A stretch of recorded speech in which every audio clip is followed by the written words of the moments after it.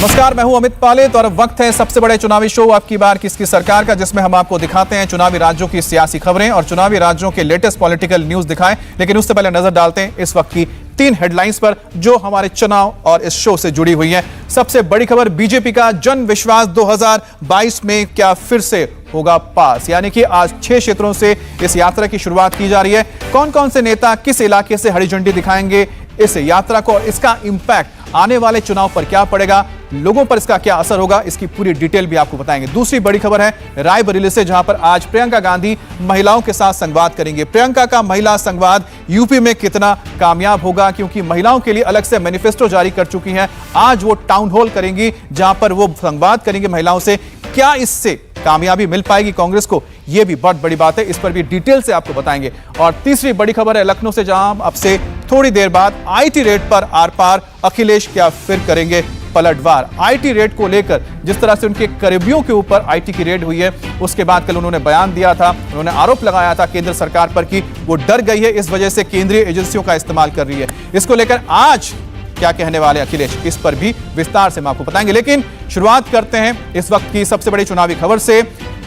कोलकाता में आज चुनाव हो रहे हैं, कोलकाता म्युनिसिपल कॉर्पोरेशन के लिए वोटिंग हो रही है और आपको बताएं कि फिलहाल यहां पर कुछ इलाकों में बमबाजी हुई है। कहां हुई है? खन्ना हाई स्कूल में बताया जा रहा है गड़बड़ी हुई है और यहां पर बमबाजी हुआ है, बम चले हैं, हिंसा हुई है और बीजेपी वर्कर्स और पुलिस के बीच झड़प की भी खबर आ रही है। टीएमसी वर्कर्स पर मीटिंग में और वोटिंग को लेकर गड़बड़ी करने का भी आरोप लगाया है और बीजेपी ने टीएमसी वालों पर सीसीटीवी कैमरों पर पर्दा डालने का भी आरोप लगाया है। तो ये तस्वीरें आप देख रहे हैं, खन्ना हाई स्कूल पड़ता है, ये सेंट्रल कोलकाता का इलाका है जहां पर यह बमबाजी हुई है, जिसके बाद आप देख सकते कि पुलिस, यहां पर आर्म्ड पुलिस को यहां तैनात कर दिया गया है बंगाल के, और यहां पर गश्त की जा रही है, इसमें कैलकाटा पुलिस भी मौजूद है। तो कुल मिलाकर कोलकाता में जो इलेक्शंस हो रहे हैं म्युनिसिपल कॉर्पोरेशन के, उसको लेकर बहुत ही गर्मागर्मी है, क्योंकि खन्ना हाई स्कूल पर बताया जा रहा है कि बमबाजी हुई है, जिसके बाद हलचल तेज हो गई है। और एक जो सीसीटीवी फुटेज सामने आया है, वीडियो सामने आया, जिसमें आप देखिए कि कुछ वर्कर्स हैं जहां पर वोटिंग हो रही है वहां पर देखिए पर्चा लगा दिया जा रहा है सीसीटीवी कैमरे पर, जिससे कि अंदर क्या हो रहा है वो कोई देख ना पाए। इस वीडियो को ट्वीट किया अमित मालवीय ने, जो कि आईटी सेल के हेड हैं बीजेपी के, और सवाल भी उठाया कि आखिरकार इलेक्शन कमीशन वहां पर क्या कर रहा है। दूसरी तरफ आप देख रहे हैं कि कोलकाता में सुरक्षा के मद्देनजर जो आर्म्ड पुलिस है वो अब फ्लैग मार्च कर रहे हैं, क्योंकि खन्ना हाई स्कूल में बताया गया है कि बमबाजी हुई थी, जिसके बाद झड़प भी हुई है टीएमसी कार्यकर्ताओं की बीजेपी के वर्कर्स के साथ। तो ये 6 तस्वीरें कोलकाता के चुनाव की तस्वीरें बता रही हैं।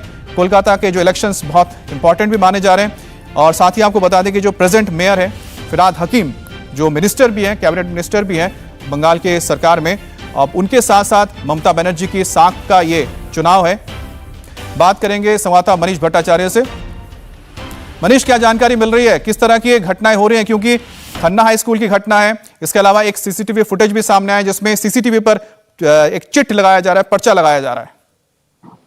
देखिए, सिर्फ खन्ना हाई स्कूल नहीं बल्कि मानिक तल्ला में भी अभी कुछ देर पहले हंगामा हुआ है और चूंकि फोर्सेस वहां पर डिप्लॉय कर दी गई हैं। पहले जो उम्मीदवार हैं शक्ति सिंह और कांग्रेस के जो उम्मीदवार हैं संतोष पाठक, इन दोनों के बीच में झड़प हुई थी, दोनों के बीच में मारपीट हुई है और उसके बाद पुलिस वहां पर आई, उसके बाद बमबारी हुई, फिर मानिक तल्ला में हंगामा हुआ।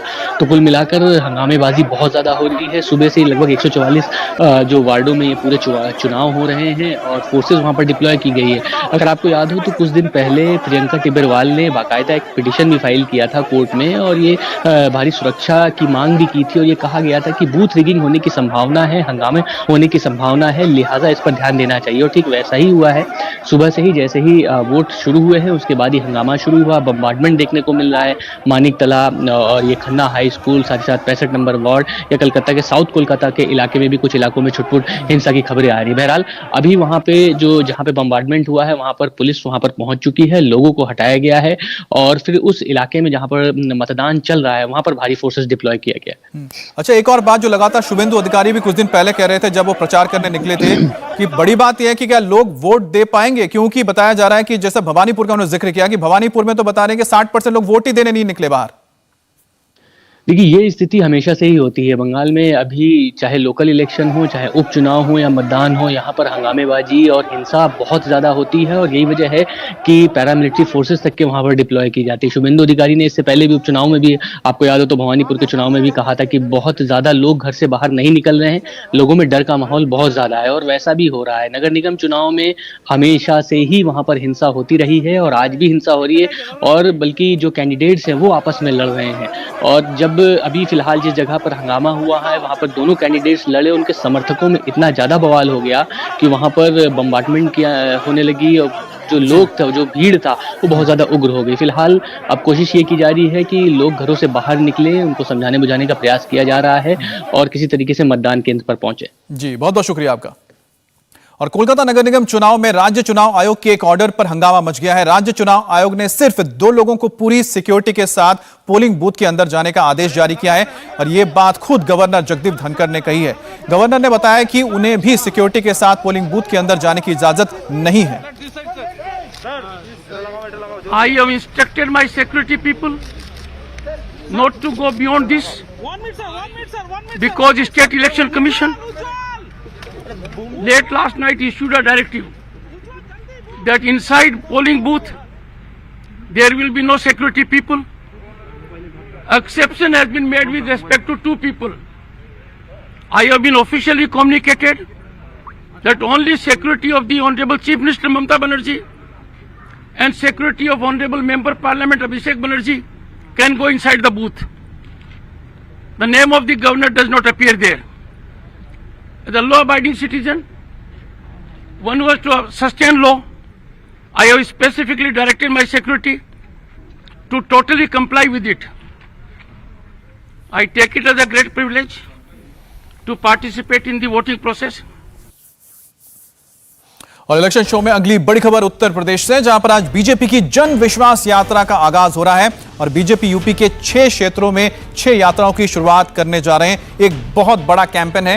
ये यात्रा यूपी के 403 विधानसभा क्षेत्रों को कवर करने जा रहा है और बीजेपी का जो वोट बैंक और मजबूत हो उसके लिए इसमें कोशिश होगी, क्योंकि लोगों तक कनेक्ट किया जाएगा। हर रीजन में ये यात्रा की शुरुआत एक बड़े नेता के द्वारा कराई जा रही है। तो कौन कौन करने जा रहे हैं अभी आपको बताते हैं। बीजेपी के राष्ट्रीय अध्यक्ष जेपी नड्डा अंबेडकर नगर से अवध क्षेत्र की यात्रा की शुरुआत करेंगे। तो मुख्यमंत्री योगी आदित्यनाथ मथुरा में जन विश्वास यात्रा को हरी झंडी दिखाएंगे। इसी तरह बिजनौर में नितिन गडकरी होंगे, तो झांसी में राजनाथ सिंह होंगे।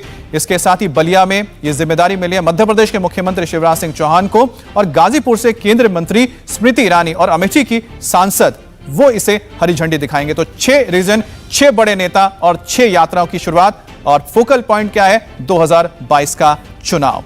इस जन विश्वास यात्रा के दौरान केंद्र और राज्य सरकार की उपलब्धियों का प्रचार भी किया जाएगा। तो क्या होने जा रहा है ये भी आपको बता दें डिटेल में।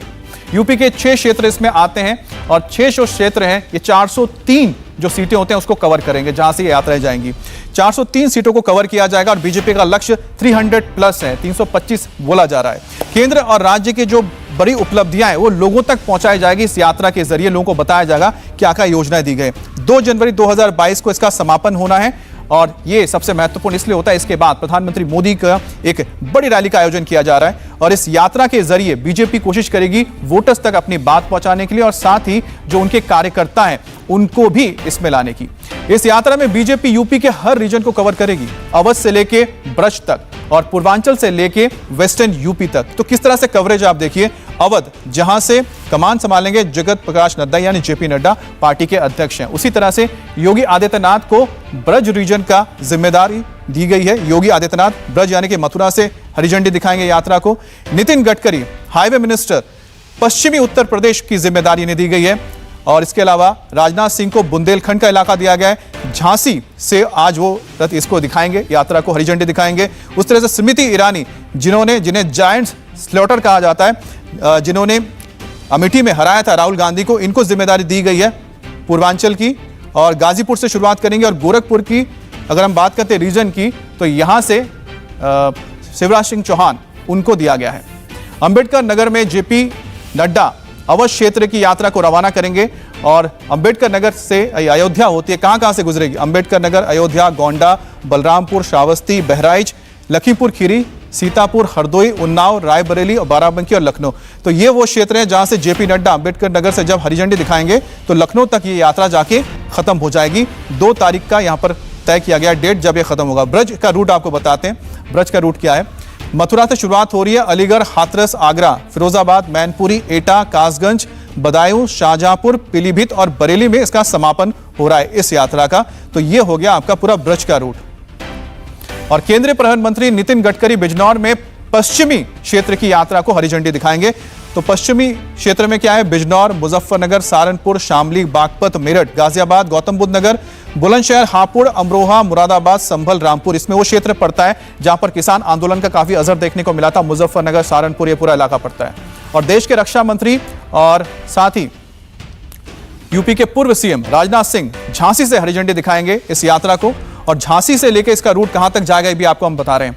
झांसी से शुरुआत हो रही है, ललितपुर, महोबा, बांदा, चित्रकूट, फतेहपुर, हमीरपुर, जालौन, औरैया, इटावा, फर्रुखाबाद और कानपुर में जाके ये खत्म हो जाएगा। यानी कि पूरा बुंदेलखंड का रूट ये तैयार हो जाता है इसमें। इसके बाद बात आती है कि शिवराज सिंह चौहान वो कहां से कर रहे हैं शुरुआत? बलिया से कर रहे हैं। तो गोरखपुर यात्रा का रूट हमें दे रहे हैं। पूर्वांचल का क्षेत्र पड़ जाता है, मऊ, आजमगढ़, गोरखपुर, देवरिया, कुशीनगर, महाराजगंज, सिद्धार्थनगर, संत कबीरनगर, बस्ती, ये पूरा का पूरा जो पूर्वांचल का इलाका है ये शिवराज सिंह चौहान के हिस्से आएगी जहां पर वो इस यात्रा को हरी झंडी दिखाएंगे। अब स्मृति ईरानी की बात करते हैं। स्मृति ईरानी गाजीपुर से शुरुआत कर रही है, काशी क्षेत्र का पूरा इसमें एरिया को कवर करेंगे। चंदौली, सोनभद्र, मिर्जापुर, प्रयागराज, कौशाम्बी, प्रतापगढ़, भदोही, वाराणसी, जौनपुर, सुल्तानपुर और अमेठी। अमेठी जहां इसलिए क्योंकि अमेठी से ही उन्होंने राहुल गांधी को हराकर 15 साल वहां सांसद रहे थे, उनको हराकर उन्होंने जीत हासिल की थी। और अगली बड़ी खबर है रायबरेली से, जहां पर थोड़ी देर में प्रियंका गांधी वाड्रा का महिला संवाद शुरू होने वाला है। और प्रियंका रायबरेली के रिफॉर्म्स क्लब में वुमेन टाउन हॉल को संबोधित करने वाली है। हमारे संवाददाता विशाल प्रताप सिंह की एक रिपोर्ट आपको दिखा रहे हैं। उत्तर प्रदेश में विधानसभा चुनाव बेहद करीब आ चुके हैं। प्रियंका गांधी वाड्रा जो कि कांग्रेस की महासचिव हैं, कल वो अपने भाई राहुल गांधी के साथ अमेठी में थी और आज वो रायबरेली आ रही हैं शक्ति संवाद करने। लड़की हूँ, लड़ सकती हूँ, ये नारा दिया है प्रियंका गांधी वाड्रा ने। और रायबरेली का ये रिफॉर्म क्लब है। रिफॉर्म क्लब में आप देख सकते हैं कि जिस तरीके से मंच सजाया गया है, पूरी तरीके से महिला सशक्तिकरण को लेकर के निश्चित तौर पर यहाँ पर बातें भी कही जा रही हैं, यहाँ पर संवाद भी किया जा रहा है। और हमारा भी जो बातचीत है वो काफ़ी सारी महिलाओं के साथ होगा जो कि फिलहाल यहाँ पर प्रोग्राम में हिस्सा लेने के पहुंची हुई हैं। मैम, आपसे जानना चाहूँगा कि लड़की हूँ, लड़ सकती हूँ, प्रियंका गांधी वाड्रा जी का जो दावा है ये रायबरेली की धरातल पे कितना सही उतरता है?